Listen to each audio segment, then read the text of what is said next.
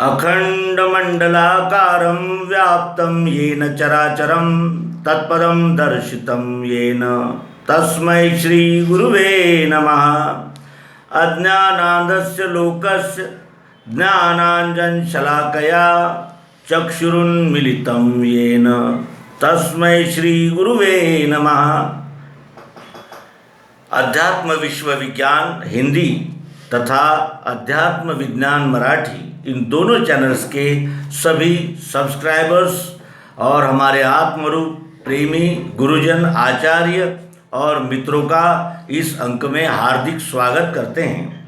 मित्रों, हम सब जीव है, कहते हैं जीव है, हम जीव है, लेकिन जीव का स्वरूप क्या है, उसकी व्याप्ति क्या है, वो जीव क्यों है और उस जीव दशा में उसका स्वरूप क्या है, यानी उसकी पहचान क्या है, इसके विषय में हम अनेक प्रकार के मतों पंथों ग्रंथों के द्वारा अपना मत बनाते हैं और उसके अनुसार यानी कहने का आशय कि चलते हैं, विश्वास करते हैं।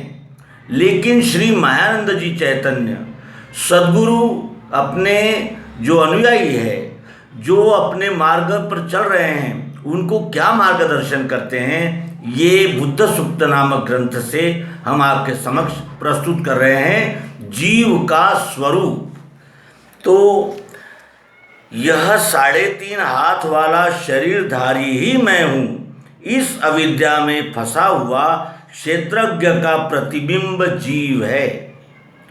यह 3.5 हाथ वाला शरीरधारी ही मैं हूँ, इस अविद्या में फंसा हुआ क्षेत्रज्ञ जो अक्षर आत्मा है उसका प्रतिबिंब जीव है।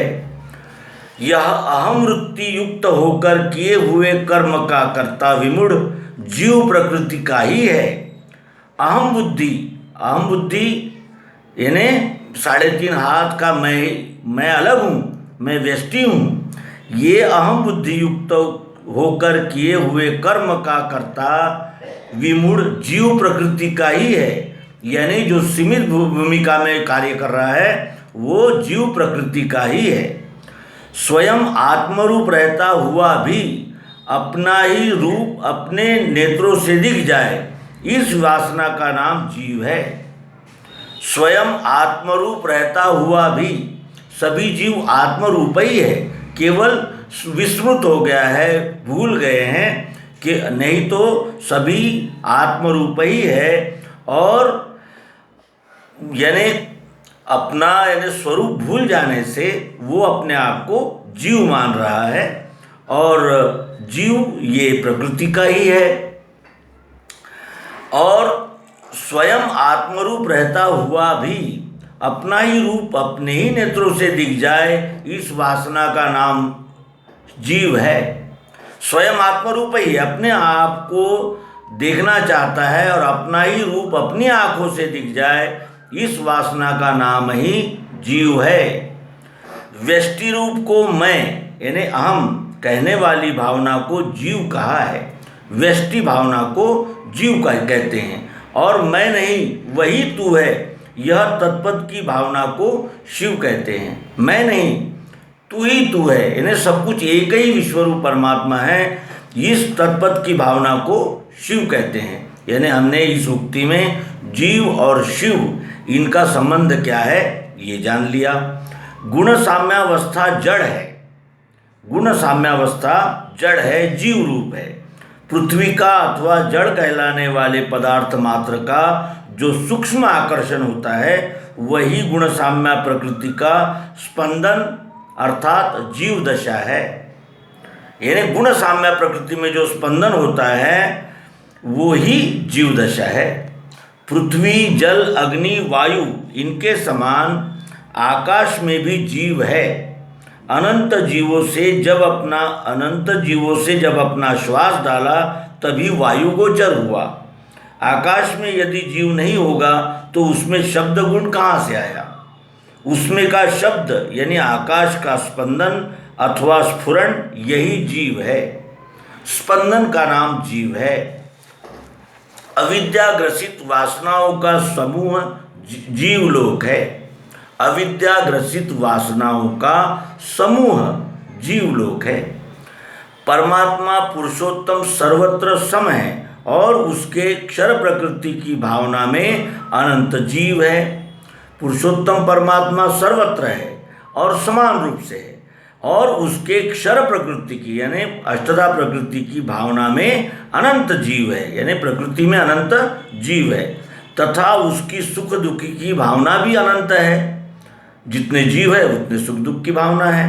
इसलिए एक जीव की भावना का मृत्यु व सुख दुख अन्य भावना में प्रकट नहीं होता, यानी जिसका वही सहता है और उसी को पता चलता है। ब्रह्म उपाधि रहित है तो जीव संज्ञा उपाधि ग्रहण करने से प्राप्त होती है।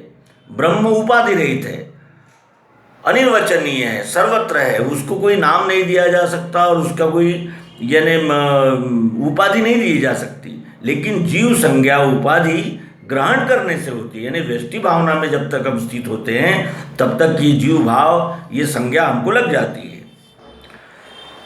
अंतःकरण जन्य सब भावनाएं न इति, यह ऐसा व इतना ही नहीं, इस रीति से निश्चेष होने पर शुद्ध चित्त अवशिष्ट रहता है और वही जीवात्मा का स्वरूप है। अंतःकरण जन्य सभी भावनाएं, अंतःकरण क्या है? मन, बुद्धि, चित्त और अहंकार। अंतःकरण जन्य सब भावनाएं न इति, यानी इतनी ही नहीं, इतना ही नहीं, इतना ही नहीं, इस रीति से निश्चेष होने पर शुद्ध चित्त अवशिष्ट रहता है, क्योंकि ये इनके संस्कार हटाते ही फिर शुद्ध चित्त अवशिष्ट रहता है और यही जीवात्मा का स्वरूप है, यही जीवात्मा का स्वरूप है।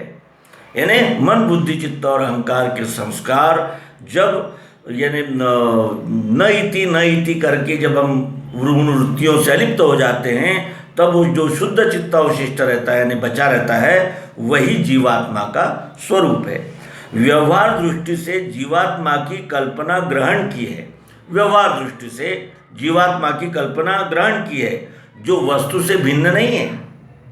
कल्पना ग्रहण की है जीव भाव की, लेकिन वस्तु से अलग कहाँ है? जीव भी तो इसी विश्व में है, विश्व का ही अंश है। केवल अपने आप को 3.5 हाथ का व्यष्टि मान लेने से वो जीव भावना में बंधा हुआ है। वासुदेव ही संपूर्ण विश्व है और वासुदेव के क्षर प्रकृति की गति में एक लहर अथवा स्पंदन को जीव संज्ञा है। वासुदेव संपूर्ण विश्व है और वासुदेव के क्षर प्रकृति के गति में, क्षर प्रकृति क्या है? पृथ्वी, जल, अग्नि, वायु, आकाश, सत्वगुण, रजोगुण और तमोगुण, इनकी एक लहर को अथवा स्पंदन को जीव संज्ञा है। जीव स्वरूपतः यानी वस्तु दृष्टि से पुरुषोत्तम का ही स्वरूप है। वस्तु क्या है? पुरुषोत्तम स्वरूप ही है। यानी ये जो जीव कहने का आशय है, इसका एक कण भी क्या शक्कर नहीं है? इसका स्वरूप नहीं है? जो इसमें है वही तो उस कण में है।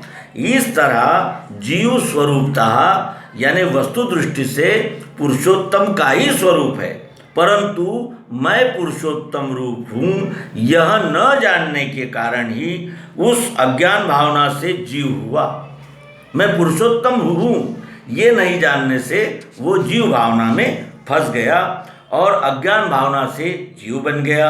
मैं पुरुषोत्तम यानी मैं पुरुषोत्तम रूप हूँ, मैं संपूर्ण हूँ, मैं ही संपूर्ण विश्व हूँ, यह भावना मैं जीव नहीं हूँ, मैं संपूर्ण हूँ, यह भावना ज्ञान स्वकर्म से चित्त शुद्धि होने पर होता है। मैं पुरुषोत्तम रूप हूँ, जीव नहीं हूँ, यह ज्ञान स्वकर्म से चित्त शुद्ध होने पर ही होता है।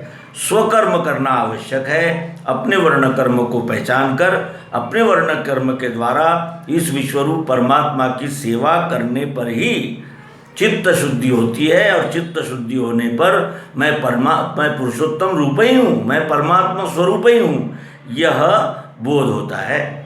भ्रम में फंसी हुई बुद्धि को आत्मा नेत्रों से देखा यह मालूम होता है, परंतु आत्मा यानी जीव दिखने वाला नहीं है कि बल्कि देखने वाला है। जीव ये दिखने वाला नहीं है, देखने वाला है। इसका विवेक उस भ्रम में फंसी हुई बुद्धि को नहीं है। जो जीव बुद्धि में फंसे हुए हैं उनको मैं दिखने वाला नहीं हूँ, मैं देखने वाला हूँ, यह विवेक नहीं होता। तो इस तरह हमने जीव भाव के विषय में बुद्ध सूक्त से जाना।